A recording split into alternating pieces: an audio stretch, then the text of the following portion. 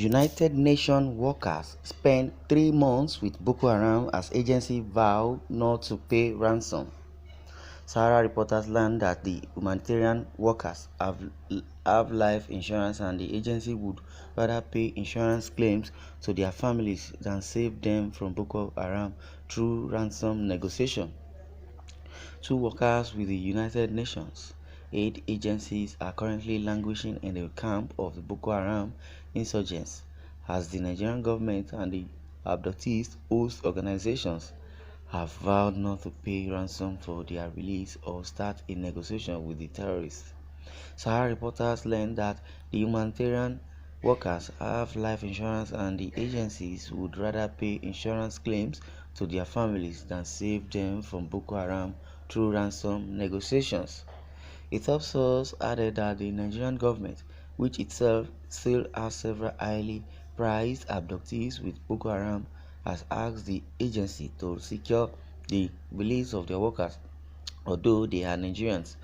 One of them is Garba Idris, a staff member of the United Nations High Commissioner for Refugees, who was abducted on Saturday, January 2, along the Damaturu-Maiduguri Road in Borno State. The second humanitarian worker in captivity is yet to be identified. The insurgents had attacked some commuters near Batari village between Minok to Jakana Road on the third day before picking Idris. The terrorists had also ambushed vehicles conveying commuters near Matari village between Minok to Jakana Highway, and the Boko Haram fighters held Idris, aka Aluma, a senior protection assistant with the UN High Commissioner for Refugees, during the attack.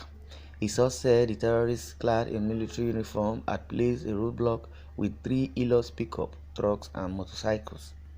Witnesses said while searching the passengers, Idris attempted to throw away his identity card, but one of the insurgents sighted him. He was then asked to step down from the vehicle along with two others. The rest were allowed to continue the journey. The other two passengers were later released on the ground that they are very poor people and of no use, the source had disclosed. Unconfirmed reports stated that the terrorists also abducted scores of the passengers on that journey. Speaking with Sahara reporters on Monday, a top UN official confirmed that two staff members had been with Boko Haram insurgents, but there is no payment of ransom and no negotiation, which are both in line with the standard rules of operation of the organizations. He said the Boko Haram typically don't release aid workers without collecting ransom, which only the government can pay, as aid agencies in principle don't. So they make a spectacle of it by executing and releasing the video, so that Damaturu Meduguri Road had been closed to all UN staff since November, when the situation escalated. But the two aid workers abducted were on personal travels when armed fighters stopped their vehicles and identified them during the search. The government feels they are aid workers and the aid agency should pay the ransom and not the government. Recall that the international community of the Red Cross helped the government to negotiate the Chibok girls' release, but the government dropped the money. So when the ICRC staff members were abducted and the government was asked to step it, they told ICRC to use their connection to free their staff. ICRC didn't pay and the woman was killed. Wow, this is very, very disturbing. Why won't the government pay them? Though truly they are being insured, they have life insurance, so insurance would cover them. Instead, insurance would pay the money to their family, but they should pray to God for their release. But the government of today is not even ransom paying that is the issue, but the stop of banditry and insecurity in the country.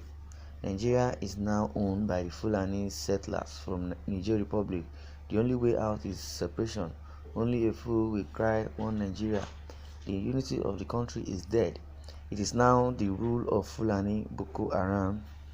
Look at Yorubas and Igbos running away from their forests for Fulani settlers. This is not good at all. Please, I would like to know why this United Nations is only helping the North. Other states like Benue, Southwest, South, and Southeast are also facing challenges like invasions, leading to killings and destruction of properties. All the international bodies focus only on the north. Boko Haram destroy their buildings there. They should help other people in other parts of the country. Insecurity is everywhere. People are dying hunger everywhere. Others need you too. Northerners are the problem of Nigeria, not Igbo, not Yoruba. Yes, which is true. The northern region, they are the problem of Nigeria. They have put Nigeria into mess, so many mess. Eh? It's only God that can help us. Now they are saying government cannot rescue them. Those that were abducted, the United Nations workers, and they are also Nigerians. If it were to be the whites, they would have rescued those people. But Nigeria is a typical doom. Nigeria is a scam. They said the Boko Haram typically don't release aid workers without collecting ransom, which only the government can pay as aid agencies on principle. That's the principle. The kidnappers also have principle. Bandits have principle. Even the Boko Haram also have principle.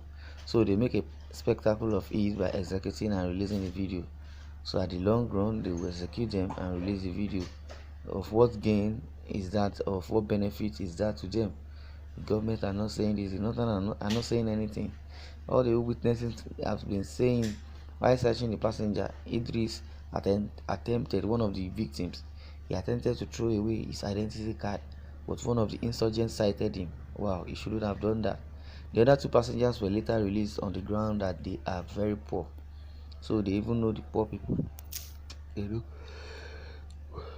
They know poor, they know rich. May God help us in this country. The way this banditry is going, kidnapping, Boko Haram. Boko Haram is the mother head of all, because if they they they don't see people to kidnap or where to destroy, they will signal the local herdsmen, for the Fulani herdsmen. They will pump money for them. But in God's hands we are. This country is now Fulanization. A top source added that the Nigerian government, which itself still has several highly prized abductees with Boko Haram, has asked the agency to secure the release of their workers, although they are Nigerians. Yes, for the fact that they are Nigerians, it should be easier for them to have rescued them and pay the ransom on their behalf. Why would federal government of Nigeria abandon them? And come to think of it, they are also northern, so they are not only Christians. They are not only killing Christians now. It's everywhere now. Boko Haram is the agenda of the Fulani. May God help us.